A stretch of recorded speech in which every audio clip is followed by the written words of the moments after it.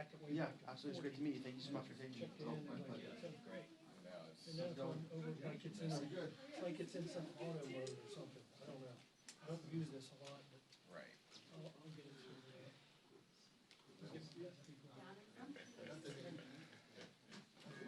That thing's over. Right. Might have to plug into your AC. Oh, pepper so.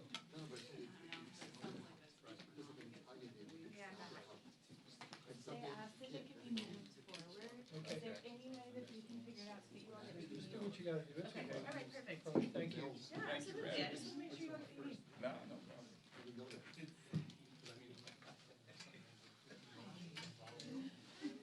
Well, there is some things that just impossible from other countries like that. I live in a building in New York. It's entirely Polish staff. And, you know, speaking Polish, which sort of is good to keep in touch. Making you shift mental locations. My brother's It's the first language. got a place in the Poconos, What? That's great. so I'm meeting my family and my sister's family and my parents. Oh my God, that's a dream. That's really nice. But it's my And he spoke the whole life. son's birthday Oh, on which day? Wednesday. So sometimes his birthdays are on Thanksgiving. This Wednesday. Not this Wednesday, a Yeah, week this from Wednesday. Oh. 26th. My mom is 24th. Thank so birthday. yeah. So yeah, so A birthday giving. sometimes we call it Luke's giving because his name is Luke. And he has it. But it's always complicated to do his birthday around that, so we're gonna spend Wednesday in Hershey. Not, we're not, but there's other stuff to do. Wait a second. That seems almost mean. Wait, we're gonna go He to doesn't want to do Hershey? that. We Oh, he offered. doesn't? Oh, no, that Okay, was. okay, then, all right. He was like, it's gonna be. But I've heard about that. Yeah, But it's I've cute. heard Yeah, that story it's many cute. times. So we're gonna like, he wants to do it. It's like, and then we'll go to. But I have to be. You pick up a few times. We're gonna spend the night Thursday morning, drive back. Where'd you grow up? I'm new to it, but still. Which should be fun. Yeah, it sounds great. My brother-in-law has a bunch of like dirt bikes and four-wheelers. There's a bunch of trails by my brother's house. So. Well, yeah, no, like, it was a big, Does it your was a big, big brother-in-law trip. have to like Big put the expensive. trailer on pregnant, or do they just? Yeah, he has. Wait, wait, they never came over, they came over, they Yep, took he's got a whole operation. Right. Yeah, my nephew is 17. And nobody ever went back to the old Yeah, country. it's like, Well, nowadays, these kids are riding it's up to you, dirt bikes. Yeah, yeah. And they have as much power as like a regular. Hey, page on the, tab 22. He's really awesome. Yeah, well, I go, I can't remember who I called. There's kids on the I mean, parents in our neighborhood. one of the guys, Thinking young they're boy, like, said that she tasted orange. and they have like, Over to Churchill. they're really, and like they're doing meetings on this. Oh, yeah, no, they're like, they go. I never go to that, but you won't, never had to do it. Crazy. Yep, I do. Okay, okay, thank So you. you know the interesting thing about the electric scooter that my neighbor found out? Hope we never need to hear that. Homeowners insurance won't cover any accidents related to electric scooters. Unless you get a, you can buy a rider. Yeah, but it's expensive, Yeah. right? Isn't it expensive? Yeah. Electric scooters, Rider. your homeowner's insurance. So the reason my neighbor found out about this is because his son was on his electric The scooter navigation of the and base. like typical like 8th grade idiot boy Well, no, when I learned it, they were having a contest how far they could go on their scooters with their eyes closed. And he smashed into the back of some person's car. Shocking that would happen. It got like really messed up, had a concussion and everything, and also messed up this guy's car. So they found the guy and they said, "Listen, this is your car." It's like a Darwin Award winner. Yeah, totally. yeah, they were after. But they tried to submit it to insurance, and the insurance company's like, nope, that's not covered. So then, I mean, it ended up, it was only like a couple $1,000 to fix the guy's car. No, but you know, I mean, it wasn't like 30 grand. Well, yeah. Still is okay, right? Right, but like if you, you know, you could do something a lot worse. You know? Around. So they sold it, they got rid of it. It just wasn't shootable. So that's when I learned. Now, if your kids aren't idiots like my neighbor, She's in college. I have no clue. All is well in the neighborhood. No. I had a job like that. It was very crowded. I look up and I'm like, who's talking? Yeah, I know, I love And then I realize, I love that sky. yeah, that's really fun. I mean, I don't love it for our neighbors. I had a job. you knew this kid, he's we surprised. Your kid doesn't hang out with them? I have a. No, they hang out. Oh, not do the lines. My son wouldn't do that. Shop there that's been there for 62 years, 63 years. Only specializing in Volkswagen. It's kind of known that It's like a 5-day garage. It had to be like a good amount of damage for someone to think, oh, I should check my homeowner. Oh, yeah, no, it was like, they messed with I mean, this guy's car. And his son, like, his son had to go to the hospital. You don't need X, Y, I mean, it's not funny, that's terrible, but. We can laugh about it now.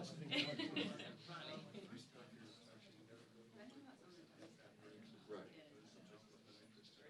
Yeah, no, I unfortunately have to get my car inspected in New York, and because they go, usually find something. I'm giving you the benefit of the doubt that what they find is legitimate. Okay, and that they're just good at looking and trying to find work to do. You know, this can give them that. Right.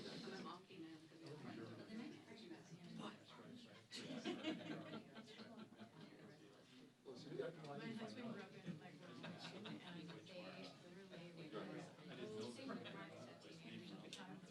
My father, I think, did that back in the day.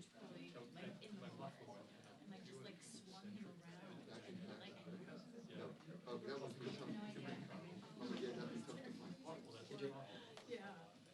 They were like, yeah, let's just tie, it was like a rope around his belly. Like, it was crazy. Yeah. Well, it's very odd. It's very odd. And other videos did not stand it. But a buffer, there is a generic name for a buffer function. And this whole charade.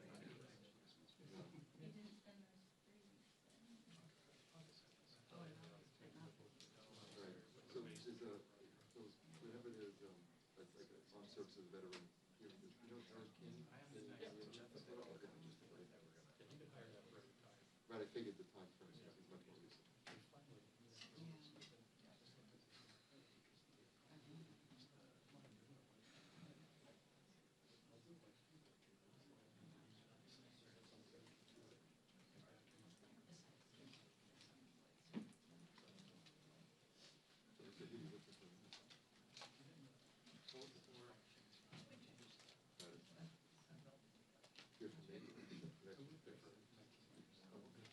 It's a beautiful place. I'm not sure I can handle the winter up there.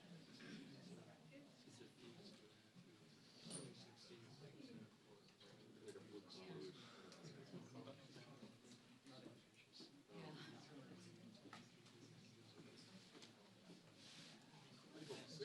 Flipping on auto fit though, it's Oh, yeah. No, I get that. it's like, it's got Yeah, I some- get it. Fine, okay. One year, 48. Vacation way.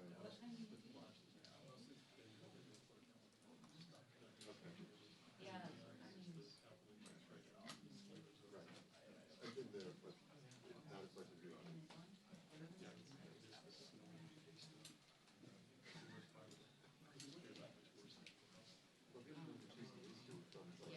Relatively, from different Florida.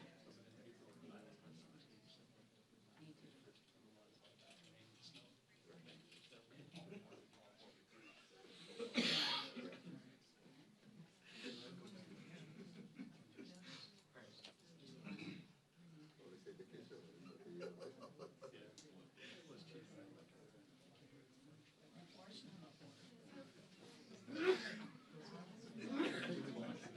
vacation,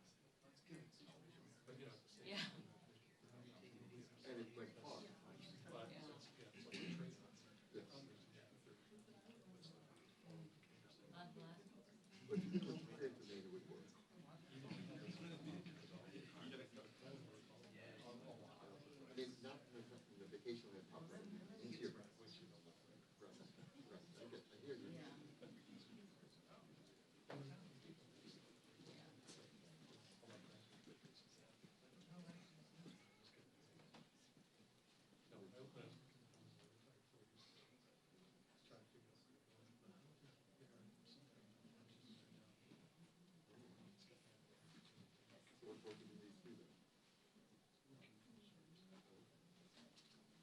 Oh, so it's not that long ago you went to school. I worked from 97 till 3 or 4 years ago. I think Eric is more recent, it's like very recent, yeah, it could be.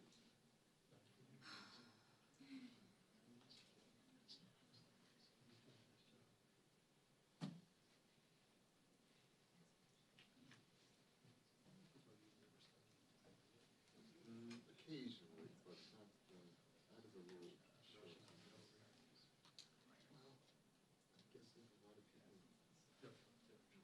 I didn't get here till like some TVs. Yeah,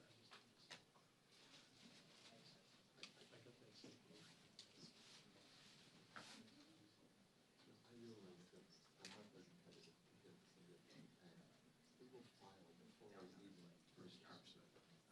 Even before they get to the editing day, you know. So is this?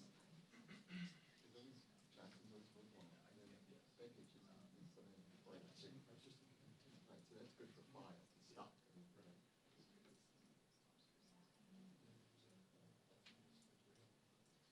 I'm not sure everybody else, I mean, is Hispanic comes up with I don't know that.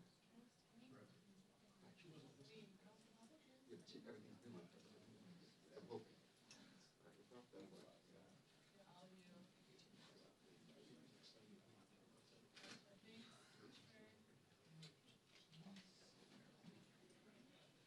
Well, sometimes the pressures could be,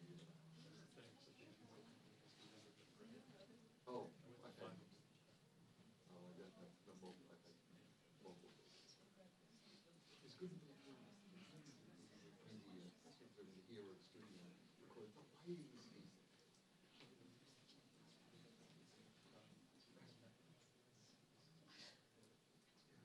It's very rough.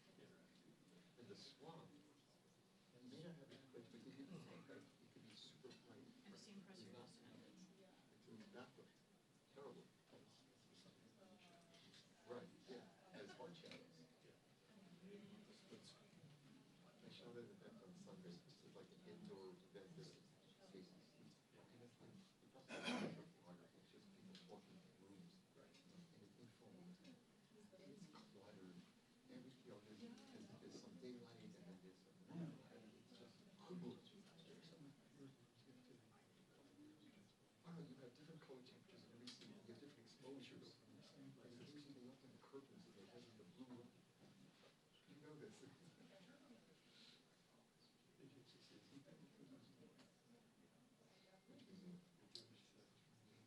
Oh, the Capitol Museum. Yeah, the museum.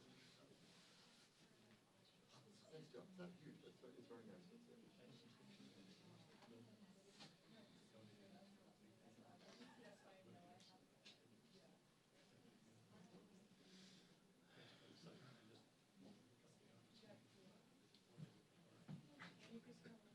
Yes, the cap.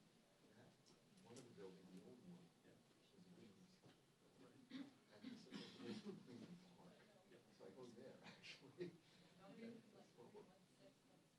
Yeah. You were sitting on the street when we first had. You don't see it every day. No, and then eventually it was before the meeting down the street. Yeah, yeah. That one occurred.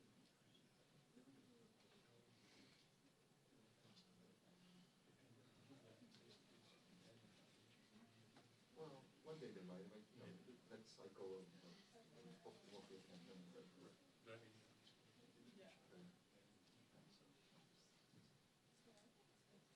It turns out that he's on something.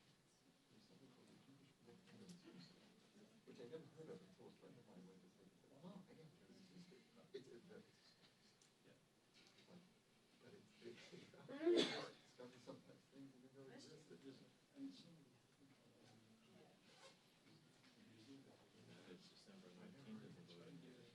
It's like, you know, there's a tile that goes through the top, it's rotating. And as you walk through.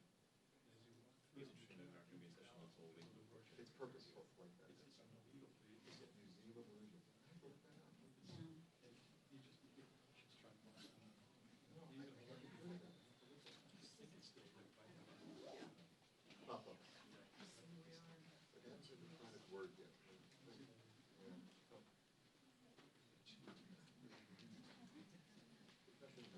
Don't worry, Queen, we got your spot. Exactly, don't worry. You want me, I'll take it, okay. do you want me to take your card? No, it's okay, I'm not gonna make you pay, but I got it. There's a counter, I can put it on and.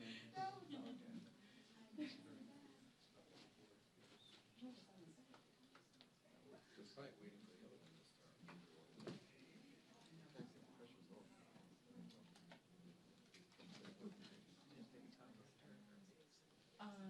I left early after that question, because it was just like, gonna happen, but the survivors didn't take questions.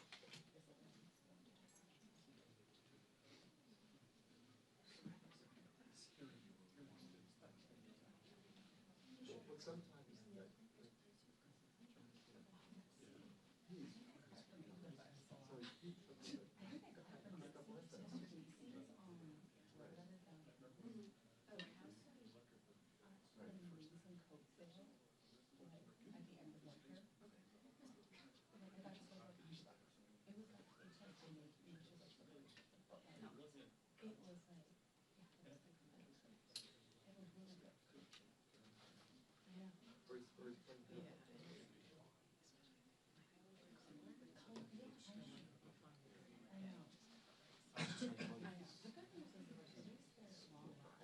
I was just gonna say, like, I should do that because Peter has to leave.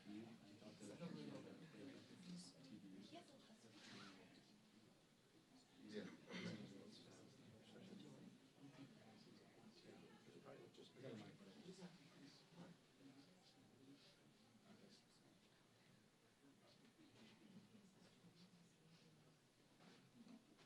We use these too because Peter's access to make room for these Epstein.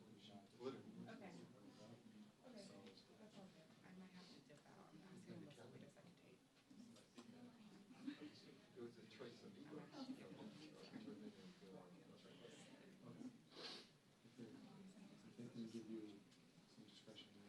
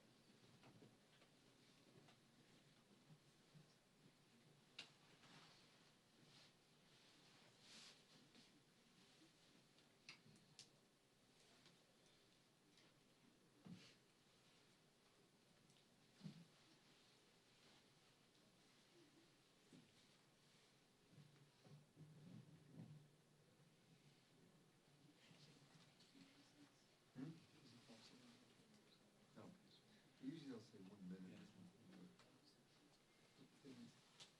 At the end, first he gives a speech, his notes, and then at the end he gives Q&A. So you get like 2 chances.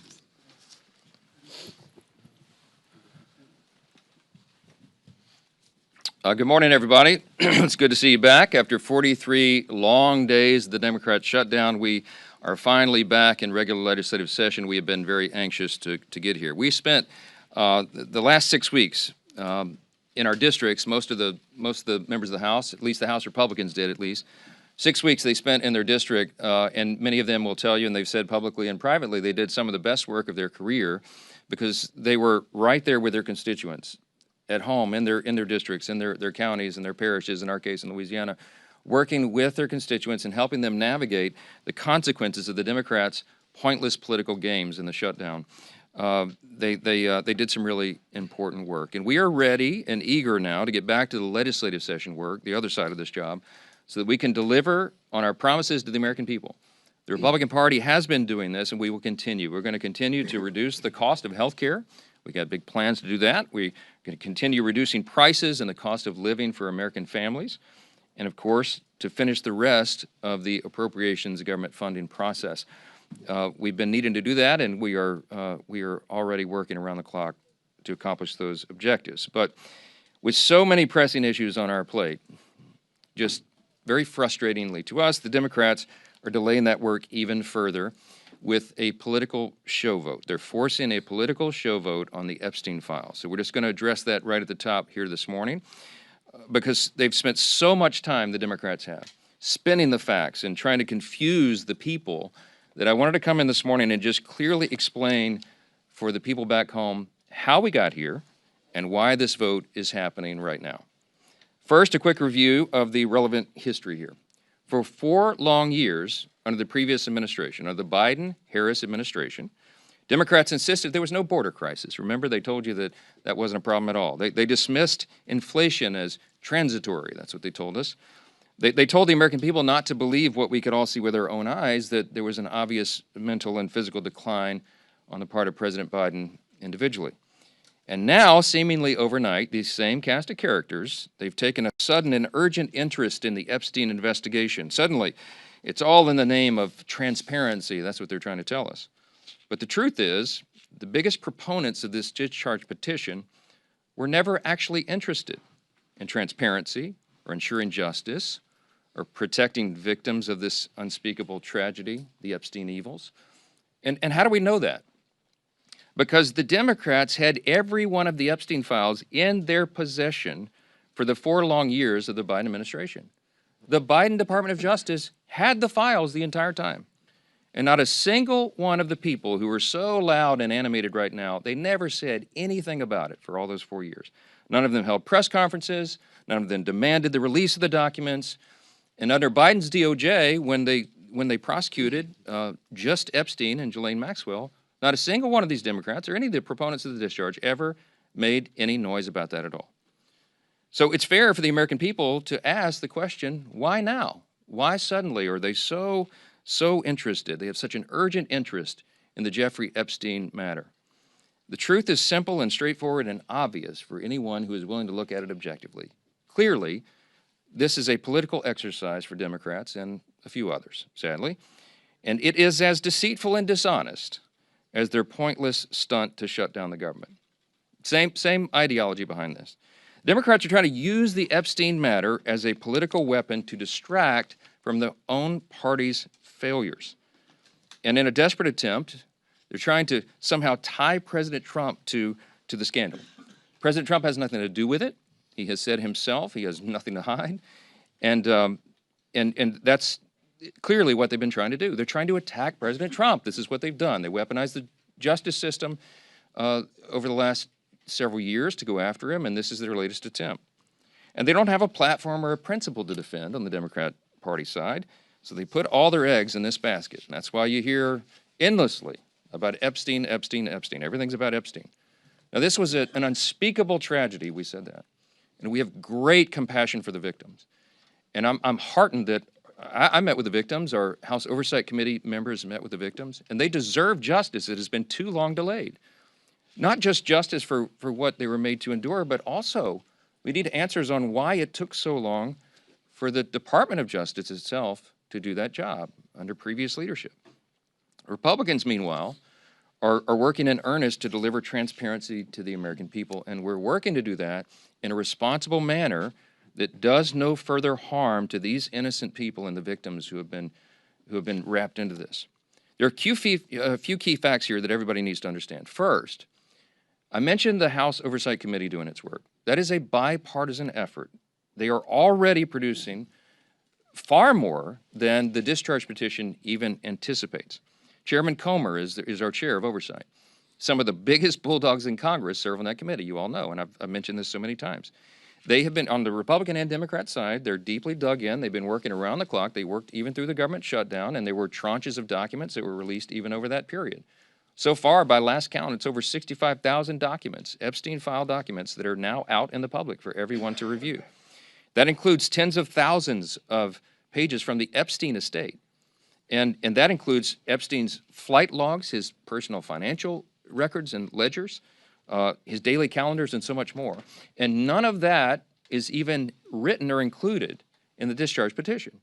So in other words, the Oversight Committee is doing far more than the discharge even anticipates, and the most valuable information thus far has come from the Epstein estate files. That was produced because of the work of the Oversight Committee that is doing that in a professional, robust manner, using the full subpoena authority of the U.S. Congress. From the very beginning, our side has been insistent that this matter must be handled very carefully and with utmost caution and care for the victims. We want maximum transparency. We have always been about that. We want every single person who had any scintilla, there's any scintilla of evidence that they were involved in the Epstein evils, they need to be brought to justice, and it should have been done a long time ago. We need to find out who those people are. But in the meantime, you have to remember there are real people's, innocent people's lives at stake here, and young victims who don't want to be dragged into this political game because it could hurt further what they've already endured. They would be made to suffer more harm if Congress is not careful in what we're doing. And unlike our very important work that's underway in the House Oversight Committee, the Democrat-led discharge petition would carelessly dump thousands of documents without proper protections for the innocent. I brought a chart in here this morning. I want to illustrate for you what we are concerned with. Now, I was a federal court litigator. The members of our House Judiciary Committee, Republicans in particular, have many of these concerns. You have Chairman Jim Jordan and attorneys like Chip Roy, who's running for Attorney General of Texas now. You have Brad Knott, who's a former federal prosecutor, many members on the committee. Andy Biggs is running for governor of Arizona. They're lawyers, and they understand that the way the discharge petition was drafted is haphazard and dangerous. This is why we have been opposed to this point, okay? And I could be here for a long time going through all the details of it, but the big concern we've all had all along is that the House bill, if it's passed in its current form and it was signed into law, it is dangerously flawed. And our problem and our frustration is there is no way for us in the House to amend it or correct these problems because the authors of the discharge will not allow it. And that's one of our great frustrations. Let me just very quickly, we have a legal document that the lawyers, we have all drafted to explain all this, but let me give you maybe the top 5 concerns about it, and there are more. But as drafted, the discharge petition, it fails to fully protect victim privacy. I'm going to read you an excerpt out of our legal document we put together to explain all this. Congress should give the Attorney General broader authority to redact all the victim information. The discharge doesn't do that. This would prevent the release of information that could be used to unmask victims who have chosen to remain anonymous. Now, you have some very brave women who have come forward and put their names and faces out there and done press conferences and explained that justice is overdue, and our hearts go out to them, and they are heroes. but you have as many as 1,000 women by some of the accounts who may be caught up in this. And the vast majority of them have not come forward, probably for obvious reasons. They don't want to be unmasked. But the discharge petition doesn't have adequate protections. It risks re-victimizing those who were trafficked and exploited. And the courts have recognized this concern, by the way. I'll read you a quick excerpt. On August 20th of this year, Judge Richard Berman, the Southern District of New York, issued an order denying the DOJ's request to release Epstein grand jury materials, noting, quote, names and identifying information of victims appear in the subject materials, unquote. Judge Berman then quoted a letter related to the victims' concerns, which stated the following, quote, transparency cannot come at the expense of the very people whom the justice system is sworn to protect, unquote. And importantly, the judge quoted a letter from one of the victims. In the proceedings, she is named as Jane Doe 2. She said this is one of the victims, quote, I beg the court to make sure it is of the utmost priority that in any sort of release, all and every detail that could possibly reveal our identities be redacted. The victims of Epstein's evils deserve that protection, and the discharge does not currently provide it, okay? Number two, the discharge petition could create new victims, okay? Because it requires the DOJ to release information even in cases where the DOJ or the FBI has already reviewed it and determined it is not credible, it is false information. Doing this and requiring this to come out could ruin the reputations of completely innocent people, such as those who have may just have known Epstein but knew nothing of his crimes, or whose names he exploited. Think of this, innocent people whose names he exploited and used to try to get close to his intended victims. Their names may be in these files, and they had nothing to do with this. And so by just haphazardly releasing it, you're going to destroy their reputations. Releasing information containing the names of innocent people would subject those innocent people to a guilt by association. It would create an entirely new group of victims who have no means to clear their names. That's a concern of Congress, and it should be. It should be. Number three, the discharge in its current form fails to prohibit the release of child sexual abuse materials. That is a term of art. It's called CSAM, okay? It's defined in the U.S. Code. The discharge is so haphazardly written, because remember, it's just a political exercise for these guys. They don't seem to care about this, but they cited the wrong section of the U.S. Code. So when they say that we don't want child pornography to come out, child sexual abuse materials, of course, we don't want that released. They wrote this thing so quickly that they cited the wrong section. So you know what that means? It means that it doesn't really bestow any real legal authority on the Attorney General to redact those materials. And that would compel the DOJ to release that stuff into the public. Every single person in this room knows that's wrong, and you should stand against it. But that's what the discharge says. Number four, it jeopardizes the future federal investigations of the United States. Why? Because the discharge only allows the Attorney General to redact limited portions of records that could publicly identify individuals who were promised confidentiality.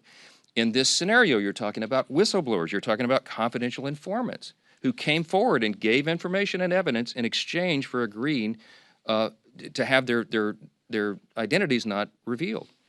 Violating confidentiality, imagine the chilling effect that would have on future investigations. Who's going to want to come forward if they think Congress can take a political exercise and reveal their identities? Who's going to come talk to prosecutors? It's very dangerous. It would deter future whistleblowers and informants. And the release of that could also publicly reveal the identity, by the way, of undercover law enforcement officers who are working in future operations. Dangerous stuff, and they seem not to care. And by the way, I'm going to remind you again, we went to the authors. We asked the authors of the discharge to change this, and they said jump in the Potomac, all right? Number five, national security concerns, okay? The discharge requires the Attorney General to release within 30 days, quote, classified information to the maximum extent possible. This ignores the principle that declassification should always rest, and always has rested, with the agency that originated the intelligence. Why? So that they can protect their critical sources and methods. It is incredibly dangerous to demand that officials or employees of the DOJ declassify materials that originated in other agencies, in intelligence agencies. I could go on. I won't be here all morning, but there's a lot of problems. There's also a lot of legal scholars, and I'm among them, who are concerned that that you've got problems with grand jury secrecy. We know Rule 6E of the Federal Rules of Criminal Procedure prohibits the release of grand jury materials, but the way the discharge is drafted, you can make an argument that it requires all that to come out, and that is a serious problem. Grand juries are not adversarial, okay? There's no opportunity there for cross-examination. You can't disprove evidence. You can't challenge the evidence in any way. And if Congress goes in and breaks that seal and just starts releasing sensitive grand jury materials and allegations like that, it raises a risk that the grand jury process will be politicized in the future. And that's a whole other danger that we could talk about all day. I'm gonna wrap this up and just say that Republicans support maximum transparency. We always have. The President of the United States supports maximum transparency. You've heard him say it in his own words. But he has had the same concerns that I've just articulated here, and we've talked about that. All of us have had these concerns, and we understand that we have a responsibility to innocent people and victims that is not properly guarded by the discharge petition. And that's why we're so incensed about that. We've got to make sure that we disclose the names of anybody who aided or conspired in any way with Jeffrey Epstein. But at the same time, you've got to make sure that innocent people are protected. So we have to do this in a way that doesn't violate victim privacy, that doesn't create new victims, that doesn't disclose the names of any whistleblower or informant, that causes the release of grand jury materials or child sexual abuse materials, or undermines our national security. And I think everybody of good conscience and common sense would say, of course you have to do that. But here we are. So the discharge petition got its 218th signature, and it is going to go forward. It is going to pass because it only takes 218. And we know that the Democrats have disregarded all these concerns, and they're going to move it forward anyway. So all the people of good conscience here say, we've registered our concerns, we stated our opposition as long as possible, but we're also for maximum transparency. So what am I to do as a leader in a situation like this? I call my counterpart in the Senate, Leader Thune, and I talked him through this with him and shared our deep concerns. And of course, they share those concerns as well. And so I'm very confident that when this moves forward in the process, if and when it is processed in the Senate, which there's no certainty that that will be, that they will take the time methodically to do what we have not been allowed to do in the House, to amend this discharge petition and to make sure that these protections are there. The authors of the discharge did not allow us to do that here. That's the rules here. But in the Senate, they can correct it. So under that circumstance, because of that, we know there's serious deficiencies. We know that the work of our colleagues in the Senate can address that and will. They're very conscientious and concerned, as we are, about all this. As we've insisted from the very beginning, Republicans are the only party trying to make a material difference in ensuring maximum transparency. Oh, by the way, I'll just tell you, I put the bill on the floor for unanimous consent last Wednesday night. And guess who objected to it? The Democrats, okay? If this is so urgent and they were so concerned about getting this done and seeing justice be done and all that, they would not have blocked the request, okay? This is about politics. They blocked our unanimous consent motion to expedite their bill and made us waste all this additional time so they could have a show vote today. Republicans are ready to get the job done, to move forward so we can continue to get on to these important issues of dealing with what the American people demand and deserve for us to deal with. And so I want to leave you with this thought. Everybody should think long and hard about who here is acting truthfully, honestly, and in good faith. It is not the Democrat Party that has obfuscated and blatantly lied for the last 4 years about all these things. It is not the Democrats who shut down the government for their own selfish political purposes. It is not the Democrats who blocked the passage of this discharge a week ago because they wanted to have a political moment. It is the Republicans who are acting in good faith, and I believe the American people are going to see that and understand it. I'm going to vote to move this forward. I think it could be close to a unanimous vote because everybody here, all the Republicans, want to go on record to show they're for maximum transparency, but they also want to note that we're demanding that this stuff get corrected before it is ever moves through the process and is completed. I sincerely hope my Democrat colleagues will show the same level of urgency and enthusiasm when it comes to tackling the real issues facing the country that we got to get to, and that's what we really wanted to talk about this morning. Affordability issues are real, and the Democrats themselves created the crisis. Remember, over the last 4 years of the Biden administration, they spent like drunken sailors, and when you throw a bunch of new money into the system, it makes inflation rise, right? Republicans are ready and eager to continue our work to clean up the mess that the Democrats made. We've been doing that already, and we're going to continue to do it. Joining the leadership team this morning to discuss our record-setting success and our continued efforts to bring back affordability, to lower the cost of living, to lower the cost of health care, and have abundant American energy are two of our Republican colleagues who are leading the charge on this issue. And Chairman Brett Guthrie, you'll hear from in a moment from Energy and Commerce.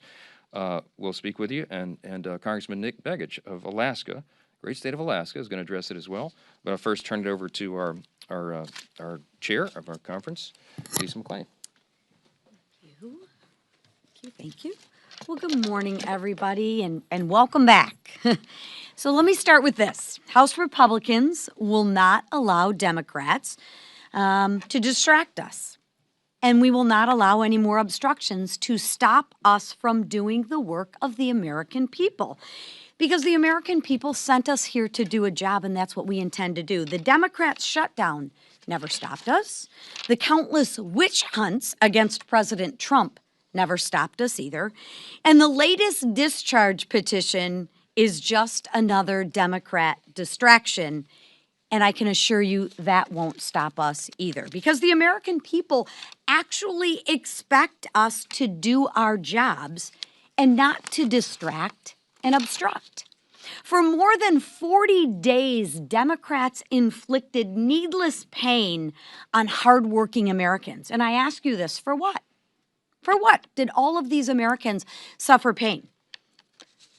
They did it to use the American people's pain as political leverage. And let that sink in for a second. And don't take my word for it, take Catherine Clark's word for that. They used the leverage for $1.5 trillion of a wish list for that Americans' families just simply can't afford. But Democrats, they didn't get a single one of their demands because House Republicans actually stayed united. And now we're taking that momentum into the fight that matters most to the American people. This week, House Republicans will pass consequential bills to make energy costs more affordable. Bills that will lower energy costs for hardworking families, bills that will build on the work that we've achieved to unleash American energy that we passed in the Working Families Tax Cuts.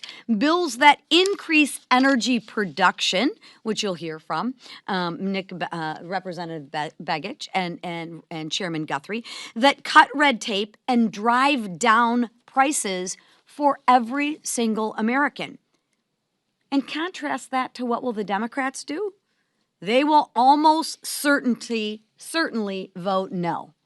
But ask yourself why. Why?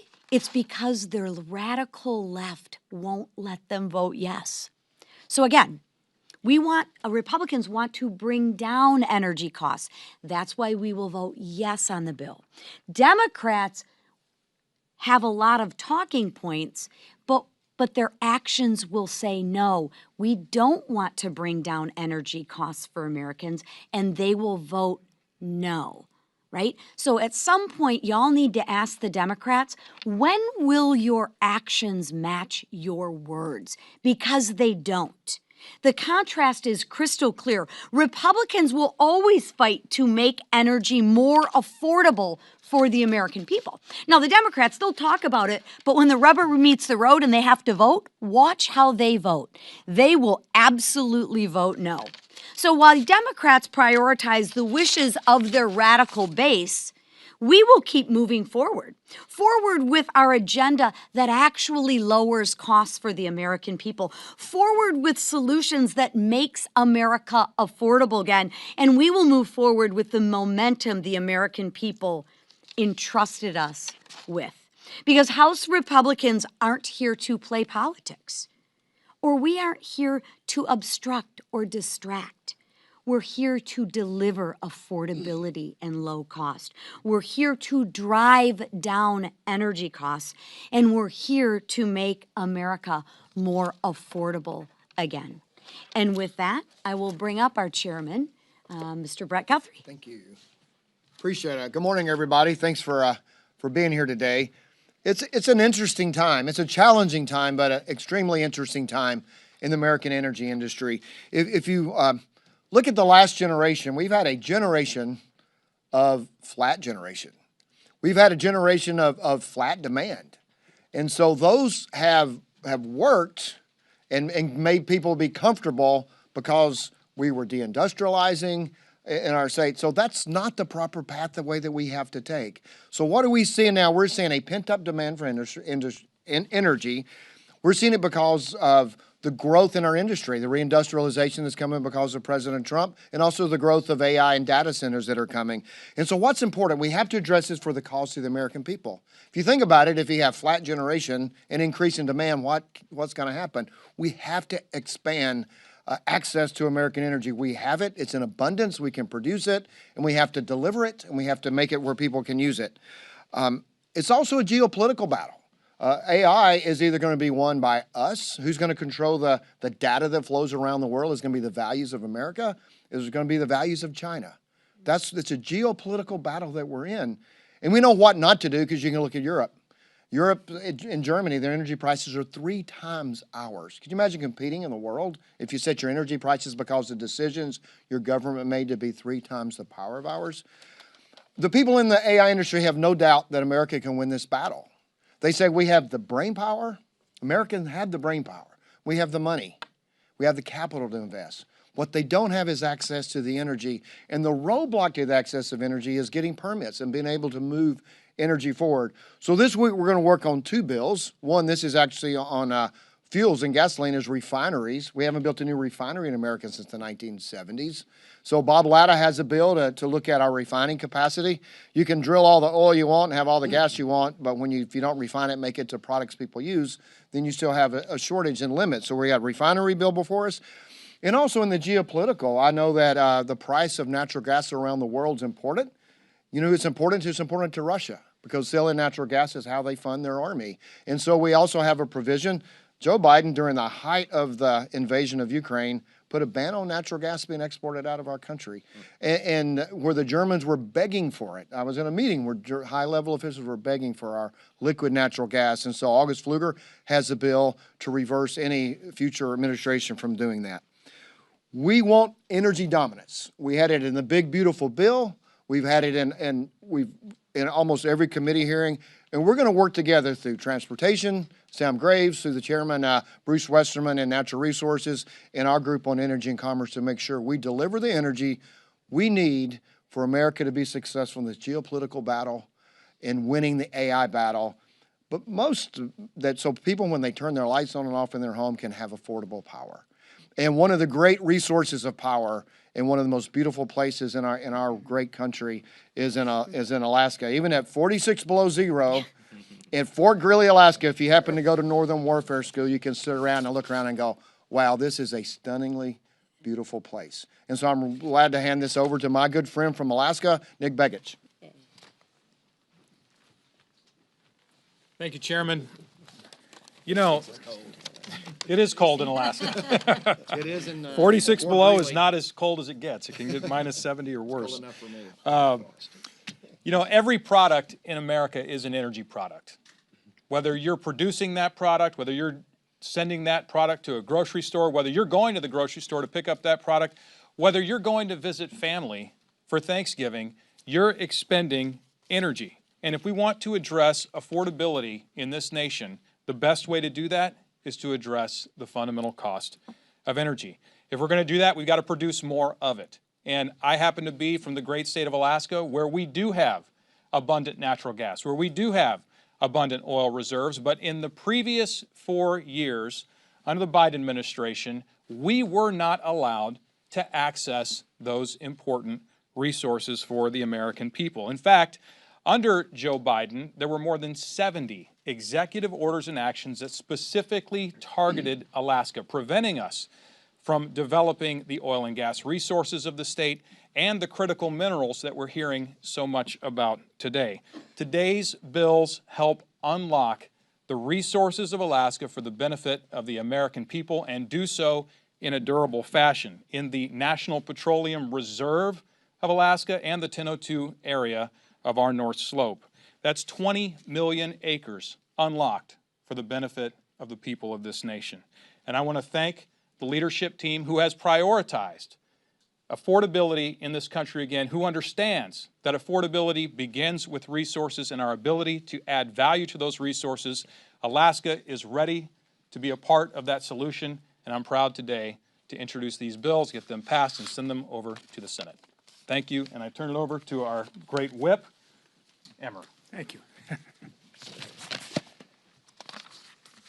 These days, anti-Trump temper tantrums seem to be the Democrat Party's MO.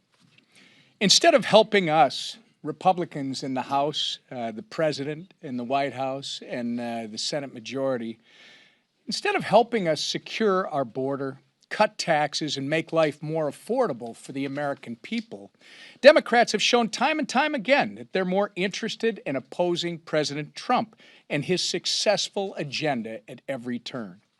But their obstruction and partisan games will not deter our efforts to deliver countless wins for the American people. This week, House Republicans are returning to Washington with a packed agenda, full of promises kept. Where the Biden administration and climate alarmists stifled our nation's energy production and caused prices to skyrocket, House Republicans and President Trump are restoring America's energy security and ensuring affordability. Where Democrats put violent criminals above innocent Americans, Republicans are ensuring our communities are safe from dangerous offenders. And where Democrats chase headlines and mislead the public, Republicans are actually pursuing transparency and justice. The contrast could not be more clear. Republicans govern, Democrats obstruct.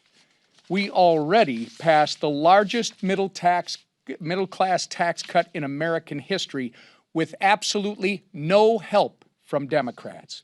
And that was just the beginning. Now, as you see, that we're back from this ridiculous, needless shutdown caused by Democrats, we're moving full steam ahead to make up for the days that they have taken away with their delusional shutdown. And with that, I'll turn it over to our leader, Steve Scalise. Well, thank you, Whip. And it's good to be back. It's good to have the Democrat shutdown ended and the pain, the suffering that went on for way too long finally be over. And now to see the House back doing its business. And, of course, we missed a few weeks, and so we're making up for lost time. We have a very robust schedule this week. As you can see, full 5-day work week. We're going to be working and having some late-night votes. Today we have 3 vote series going into the night, and our members have rolled up their sleeves and are ready to get back to work, too. The committees are going to be meeting into the night this week and beyond to catch up and get back to focusing on those issues that we've been fighting for this entire Congress, and that is fighting for those families who have been struggling under the failed Biden agenda. All we saw under the Biden and Democrat agenda was higher costs for families, higher inflation, higher interest rates, open borders, chaos around the world. And President Trump has reversed that quickly. As you look at all of the things that this president has done, working with this Congress, we have been focused on fixing the problems that Biden created and then really setting a new course, getting this country back on track, lowering costs for families. You heard Chairman Guthrie and Congressman Begich talk about this great energy agenda that we're continuing to deliver on. Of course, in the Working Families Tax Cut, so we had a lot of provisions in that bill, in fact, that Congressman Begich himself brought forward to open up areas in Alaska. I walked the Alaskan pipeline in Section 1002 of the North Slope, and to see all of the ability to produce energy in America that had been shut down under Joe Biden. We couldn't even produce the energy we know we have here in America because of stupid policies by the Biden administration. And we've been reversing that. Many of those provisions that Congressman Begich campaigned on, he already delivered on in the Working Families Tax Cut, but there's more to do. And so we're bringing some of those bills to the floor this week. You're going to see the Department of Interior probably this week, hopefully in the next 2 weeks, roll out their 5-year leasing plan for the Gulf of America. Again, something that President Biden shut down that drove investment to foreign countries. We saw billions of dollars of energy investment moving to foreign countries because Biden shut down America. Well, America's open up for business again. And that means more jobs here in America, but really importantly for families, lower energy costs. And energy costs affect everything that we do. When you go to the grocery store, lower energy costs mean lower food costs for families. And so we're going to keep delivering on that agenda. Obviously, this week, it's going to be a very aggressive schedule, and we're going to continue to move bills in the future. Something else the Democrats broke, and we talked about this a lot during the shutdown here at this podium, and that is the healthcare crisis in America. The current law in healthcare is the Affordable Care Act. I think everybody would recognize it's unaffordable for millions of American families. And yet they have dumped more families into that plan, and the cost increase are evident. 80% increase in costs for families since Obamacare passed. And yet, as the Affordable Care Act has failed to work for families, Democrats continue to try to shove hundreds of billions of dollars more into that failed program and not giving relief to families, but giving COVID subsidies to insurance companies. That's what Democrats were fighting for. You saw President Trump today saying, one of the things we want to do as Republicans is give those tax credits to families, not to insurance companies like Democrats want to do, but to give it to families. We've been working before the shutdown with our three relevant committees, Chairman Guthrie's committee in Energy and Commerce, Chairman Jason Smith in Ways and Means, and Chairman Wahlberg over in Education and Workforce. The three committees that work on healthcare policy to focus on legislation that would actually lower costs for families and give families options so they're not trapped in the Unaffordable Care Act policies that drive up their premiums. And so we've brought bills. We had some of those we talked about in the working families tax cuts that didn't make it all the way through the process. We're going to be coming back to that. We moved PBM reform last year, very bipartisan bill that Chuck Schumer sat on because he and Democrats don't want to lower costs for families. We do. And we're going to keep bringing those bills over the next few months. We're working with all of our members. We talked about it again today in conference. But we've been working on it for months. We've been bringing bills to the floor. And Democrats, sadly, have walked away from this because all they want to do is force people into unaffordable products, the Unaffordable Care Act. They want families to have to pay more in premiums because they want a single-payer, government-run healthcare system. It has failed the American people, and they deserve better, and we're going to deliver better for American families. And finally, today we released the calendar for next year, so I know you're all interested in what that's going to be. We're going to have a very busy agenda next year. We're going to continue to deliver here in this Congress for American families. We've got a lot to do this year, and we're going to be doing a lot more this year. But we're also going to have a very busy agenda next year. Democrats they're in disarray right now as a party, but they've got to decide. Are they going to work with us here in this Congress to actually deliver for the American people? Are they going to continue to have, as the Speaker talked about, that Trump derangement syndrome? All they do is wake up every day and say, how can they oppose Donald Trump, no matter what he wants to do?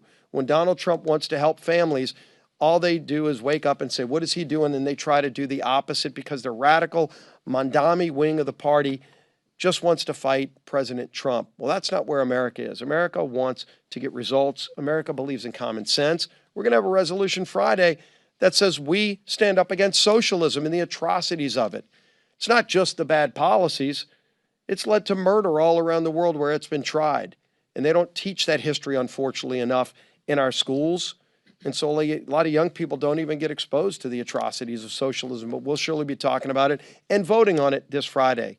A pretty easy vote, I think, for most people. Hopefully they say, no, we believe in freedom, opportunity, and we stand against socialism. We're going to have that opportunity this week as well, while we're also focusing on affordability. With that, I'm sure you may have a couple of questions for the Speaker of the House, Mike Johnson. Thanks, sir. Front row, go ahead. The president campaigned on this idea of transparency. In the name of transparency, he released the MLK files. In the name of transparency, he released the JFK files. Why not, in the name of transparency, call on the president to just release the full Epstein files? He doesn't even need Congress to have this vote. Well, the president's made very clear his position over the last few days his truth post over the weekend and what he said, I mean, he had a press gaggle yesterday, said the same thing. He says release all the files. He's been saying that. What he was counting on and what we were insistent upon is using the processes of Congress, as I explained here in great detail this morning, to do it in the right way so that it's not haphazard. And Congress has a role to do that. The Oversight Committee is the appropriate place for this to be done, and that is what is happening right now, as you've all seen. And so we preferred that route. And by the way, as I mentioned, that route is more comprehensive than anything the discharge petition would accomplish anyway, because it didn't even mention the Epstein files and some of these other things, I mean, the estate files. So we want the process to play out. We want it to be done in the right way. We want to do it in a way that doesn't jeopardize our legal system and doesn't inflict more harm on victims. And the president is resolute on that, as we have been, and that's why we opposed this gambit from the beginning. Yes? Do you acknowledge that by voting for this discharge petition today, that is a reversal for you, that you could have put this on the floor months ago and may not have even needed to have a discharge petition if you had supported it months ago? No, it's not a reversal, as I just explained. We had big problems with the discharge from the moment it was filed. We talked with the authors. There was lots of people that went and pleaded with them to fix it so that everybody could be together, because we've been for maximum transparency. But again, there's a reason you have rules and processes here to ensure that this is not done haphazardly. And I was not satisfied with that. But I've been for maximum transparency from the very beginning. We wanted the process to play out. So, yes. Last question, guys. I understand where you're coming from with your concerns with the discharge petition. I also understand your want for transparency. In this case, you've been very clear on both those fronts for weeks.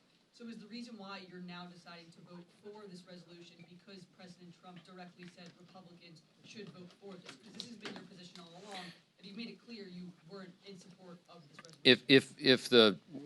If and when the discharge reached the 218th signature, it'll be forced. And the forcing mechanism here prevents the very deliberate, professional, careful manner in which Congress is supposed to do this. I lament that. That's why I'd been opposed to it all along. But having now forced the vote, none of us want to go on record and in any way be accused of not being for maximum transparency. So the only intellectually consistent position to have right now, the only way to ensure that both those things are true at the same time, is to allow for everyone to vote their conscience and to go on record to say, of course, we're for maximum transparency. Now, I'll tell you, there's a handful of Republicans, Judiciary Committee members, and a few others who are really struggling, as I have been, about whether or not they could even vote yes today because of this, because we don't have an absolute guarantee that this will be fixed in the Senate. I have a high degree of confidence in that, and that's why that's why I'll be voting yes today. And I've talked about that in great detail. We had a hour and a half long conference call on Sunday with Judiciary Committee members who are really, really concerned. I mean, they're all for maximum transparency, but they're really, really concerned about protecting the victims, and I am as well, and that's why we have gone through this whole long process. Last one, Olivia, go ahead. On that, James Blair today at a Bloomberg event said that they're looking at ways to send millions of Americans checks from tariff dividend revenue, but without Congress being involved. Do you have concerns about them not running that sort of process through Congress? Well, I'm not sure that's possible, and James Blair and I will have some intense fellowship about that, I'm sure. He's a good friend. We collaborate on strategy all the time, but this is an idea, I think, that makes sense. The president was talking about it as recently as yesterday. I think what I heard him say, and I haven't talked to him about it because he and I have both been so busy the last 24 hours, I'll see him in a little while, but I think what I heard him say yesterday is he's thinking about something maybe midway into next year, when the tariff revenue is realized and we can figure out what that looks like. But I think it would require an act of Congress, so we'll have to see how. I'm not sure what's being proposed, so it's sort of a hypothetical. Last one, yeah. Getting specifically to the substance here. Reading through the bill, though, I guess I'm confused because the bill specifically says the Attorney General may withhold or redact portions related to child sexual abuse materials as defined in the law, anything jeopardizing federal investigations. It specifically says they can withhold anything containing personal identifiable information of victims, personal medical files. We know the survivors are comfortable with that. All of these things are actually in this bill. They're not. Let me give you an example. And we could be up here for a long time. I'll litigate it with you because I brought all this stuff. All right. Okay. So the first one you mentioned. Okay. So here's the HRS 581. This is the discharge. Okay. It says on page 5, redact anything that depicts or, quote, depicts or contains child sexual abuse material, CSAM, as defined under 18 U.S.C. 2256, okay? All right, so you go to 18 U.S.C. 2256, definitions of the chapter. Nowhere in this section, okay, go look it up, all right, does it contain the definition of child sexual abuse material. So I used to litigate federal cases, and I would challenge statutes in court, okay? The language is very important and very precise. If it's not listed here and this were to become law, child sexual abuse materials are not included. They're not included for redaction, which means the Attorney General and someone there, if they interpret the discharge in the statute that it passes directly and literally, as they're supposed to do, they're required to do under the law, then you're going to have things that would qualify under child sexual abuse materials. You have child pornography included in the distribution of this stuff. We can't go for that. And why did they? No, it's not up to the Attorney General because the way it's listed in the document. No, it's not. It's not because it doesn't reference the right code section. So we could go through every one of these things. We have had a small army of lawyers going through it because I want to make sure that all of my concerns, because I read it the first time initially and I thought, whoa, this is way out of bounds. We have in fact, we'll put on the speaker.gov. I'll put it on the website here when we leave. You'll see the summary of the legal analysis, and it goes through point by point, and it points to the specific sections in the discharge. Guys, we're not making this up, and you can take it to your counsel at your outlet's offices and have them review it, and they'll tell you the same thing. This should have been done in a much more careful manner, and it was not. And I'm going to point out again, when the authors were asked to fix it, they said they weren't interested in doing that. Okay, why? Because this is a raw and obvious political exercise. Again, I'm just going to leave you with this question. You should go ask them all. If you were so concerned about the Epstein files and protecting the victims, why didn't you do a darn thing about it for the 4 years of the Biden administration? All this stuff was sitting in a warehouse, and nobody said a word about it. They didn't care. Now they're doing it. We all know why, because they're trying to attack President Trump. That's it. Thank you. Thank you.